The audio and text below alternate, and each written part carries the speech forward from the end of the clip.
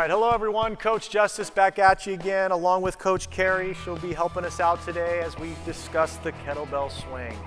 The kettlebell is one of the most incredible pieces of equipment that I've ever come in contact with. There's over 100 different exercises you can do with the kettlebell. It's just an amazing piece of equipment, and that's why we really want to get those into all your hands, but now we need to learn how to use it correctly. Today we're going to be talking about the kettlebell swing. An amazing movement for core strength, upper body, posterior chain. It's pretty much a full body workout. So let's go ahead and first I'm going to have Coach Carrie demonstrate a few swings, and then we'll just kind of break it down. Most important thing is she's always picks it up and sets it down safely, meaning she keeps her body up into a nice good squat and picks it up correctly. From there, she's going to go ahead and start swinging the kettlebell. The kettlebell swing comes from the hips. It's a hip drive, okay? And that's really important. So as you can see here, she's driving it up there. There's a couple different variations or versions we're going to talk about. There's the one, it's the overhead. The RKC, or Russian version, is more eye level.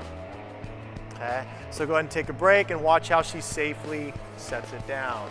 Okay, so really important now that we talk about how to do this thing. So let's go ahead and have her just pick it up. Let's say you're new to the kettlebell. What I want you to do is I want you to safely pick it up, meaning you're going to squat down, keep that chest up, and pick it up. Now from here, it's just hanging. I want you to pretend like your arms are they just don't work in this. They're just nice and relaxed, okay? So one of the faults we see is people don't want to use enough hip drive. And what they end up doing is just powering it up with their arms, okay? You're gonna be less successful that way. So what we're gonna do is we want you to pretend like your arms are paralyzed, and now what has to propel this kettlebell is your hips. So start giving me just a little bit of hip drive and let the hips propel the kettlebell, because that's what pushes the kettlebell away from your body. The bigger the hip drive, the more the kettlebell is going to go up. So as you can see, she gets a really good hip drive, and that kettlebell comes up into the proper position. Okay, so go ahead and take a break. Really important that we have a solid foundation. As you can see, it's a little bit wider than our squat stance, okay?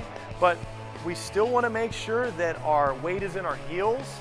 If you start allowing any weight to come forward, it's going to pull you forward and end up pulling you across the room. So really keep your weight back. Let's go ahead and stand sideways and show them some from the side as well. So go ahead and give me some swings here.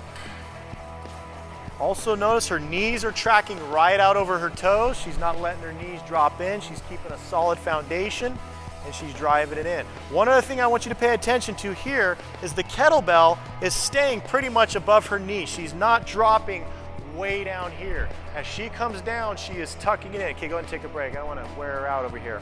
So go ahead and take a break just real quick. So a couple things that I'm going to just point out is we want to keep it nice and tucked in. This is another fault we see right here, is people have a tendency to keep their chest way up here. Okay, so actually I'm going to have you come back. Show me the fault where you're keeping your chest up here and you're not allowing yourself to come back into this nice kind of football hike position. Okay?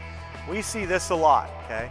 She's muting her body, she's staying upright, okay? We don't want that. So go ahead and give me a good one again. She's gonna get a good hip drive. So notice as she comes down, she's allowing her upper body to cantilever forward, but she's still maintaining good lumbar arch. She's not arching her back incorrectly. You're keeping your chest out, you're getting a good football hike here, and then you're driving that weight out, keeping the weight in your heels. Pull it back, keeping it high. You actually want your forearms to come into contact with your upper leg right here, meaning I'm not allowing it to come down nice and low here, okay? So one last time from the side, weights in her heels, good hip drive, keeping your core nice and tight. Think of it as like a punch, keeping a lot of tension. Okay, give me one more from the other angle. Kind of bring it around this way. Yep, she's getting a workout today. Good hip drive, weights in her heels, knees are tracking out correctly. She's demonstrated a couple different versions there. Do not go overhead. Great, go ahead and take a break. Safety-wise, start light. Okay, I know this is one of the problems we have, is everybody wants to try to outdo everybody else. Those days are over. It's not about how much weight you do.